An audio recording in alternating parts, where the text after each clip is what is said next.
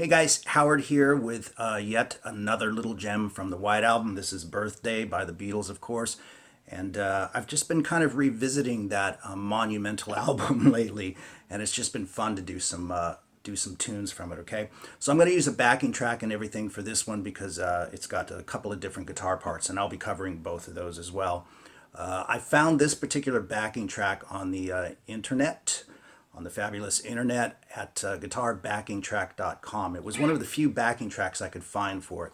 Originally, I was going to do my own, but time willing, I decided to just do it this way and just make a solid tutorial out of it. So first up, the performance, and then we will follow that with the details for each guitar part.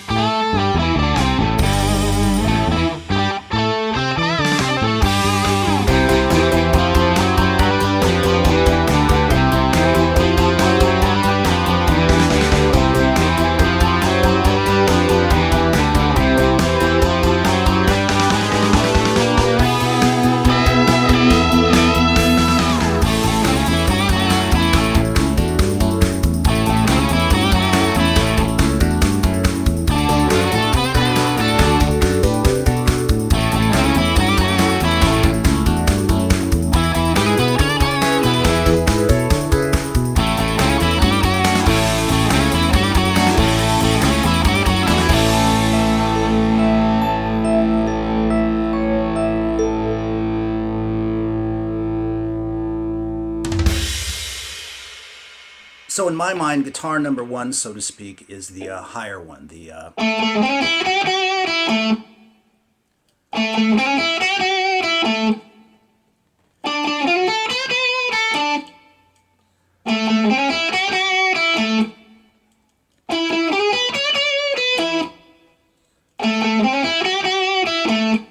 So it's basically a 1-4-5 blues, right? We're playing that little riff over A, the 1 chord, then D, the 4 chord, and E, the 5 chord. So let me play that real slow for you with the tab up on the screen, and I'll talk about a couple of little nuances of it.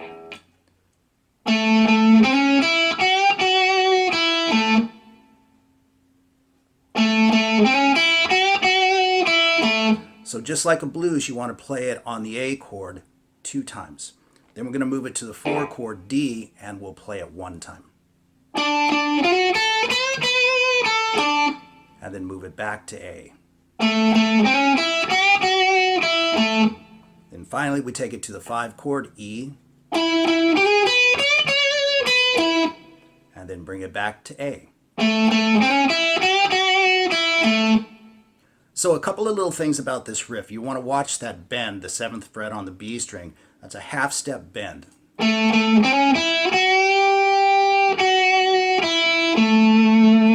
And I choose to slide that note 5 to 6 on the G string, but if you want to, you can hammer it as well.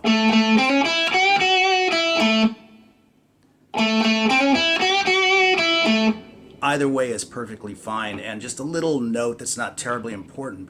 But on the recording, a couple of times it sounds like, and I'm guessing this is probably George playing this part, it sounds like he slides off of the E note back to A. So just a little thought there, if you want to do that once in a while.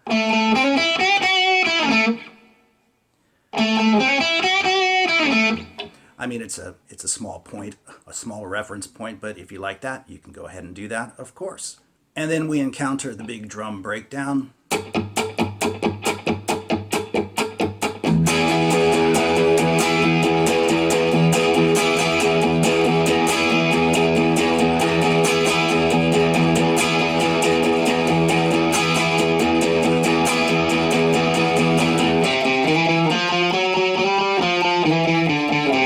Into the C boogie part right there. So one of the guitars is just playing a big, thick E chord, 7th fret, 9, 9, 9, with the open E string. And there's a little bit of accenting going on there. It varies slightly, very subtly, but essentially it's...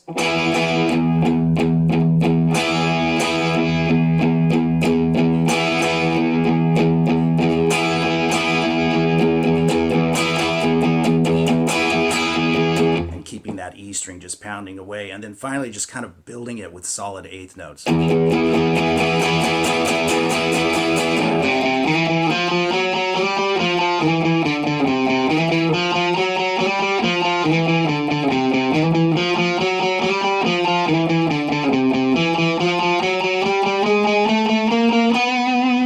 So let's talk about that C boogie part right there, okay? You can play the riff really straight if you want to with a standard sort of...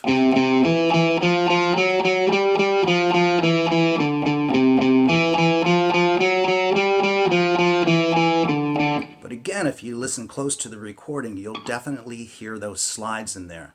So let me play that nice and slow for you.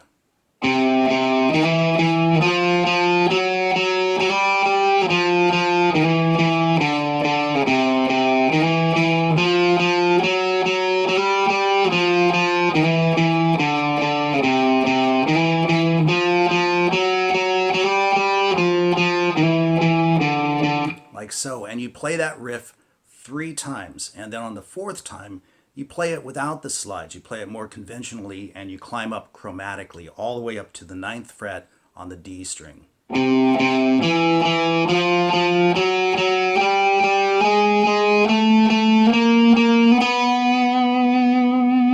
Okay, and then this happens. And what I would say about that is, we'll talk about that a little bit very quickly here, but it's probably Harrison playing it, and he plays it in a slightly different place each time, so you might want to check out the recording on that. I played it that way on the performance that I did, so you can just check that out if you want to. But it is in a different spot in the pocket, in the groove, okay? The first time it's on the upbeat of 4. 1, 2, 3, 4. And then the second time he plays it on the downbeat of 3. 1, 2, 3. So just a little quick note on that one right there. Now, as far as the other guitar is going, you can just double those parts like I did in the video. But when you get up to the 9th fret, that's where you want to reconnect with that E power chord, that big thick chord, and let it ring out.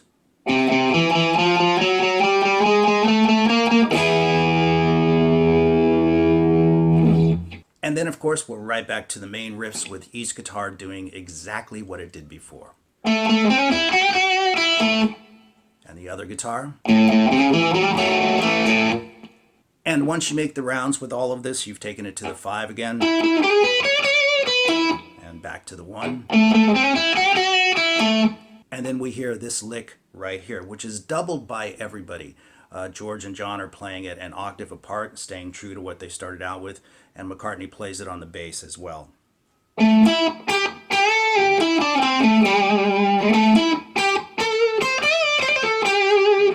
And then the other guitar plays it an octave lower, but just slightly different. It's a little bit sort of staccato at certain notes.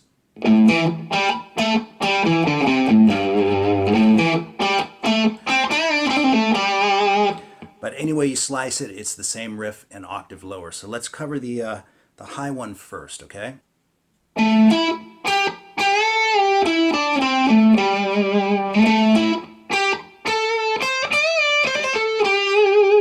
do that again nice and slow.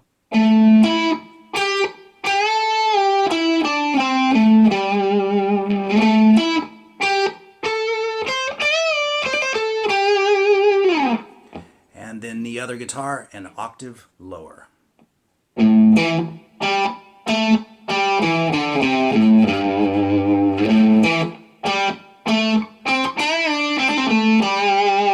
Same lick, just an octave lower, and it sounds really cool with the three of them all doing it together.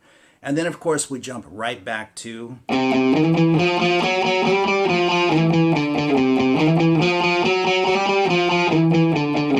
you go through all the stuff you did before, the walk up.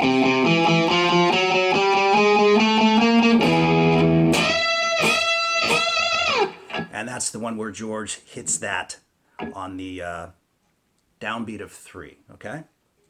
Then, of course, it's back to the main riff as before with both guitars riffing away. And the only difference is after you come off of the 5 chord up here on E, you lock back into the 1 chord to A and they play this. And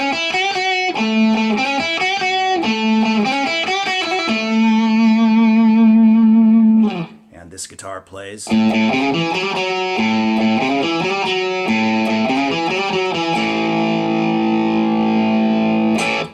So here is both of those parts as well with the tab on the screen. Guitar number 1.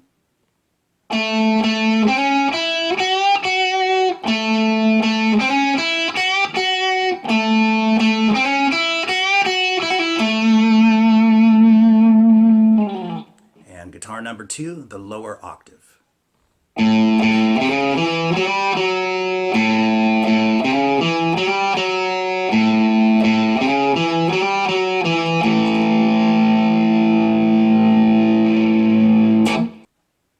So there you go, a cool little 8th note rocker from the Beatles from the White Album.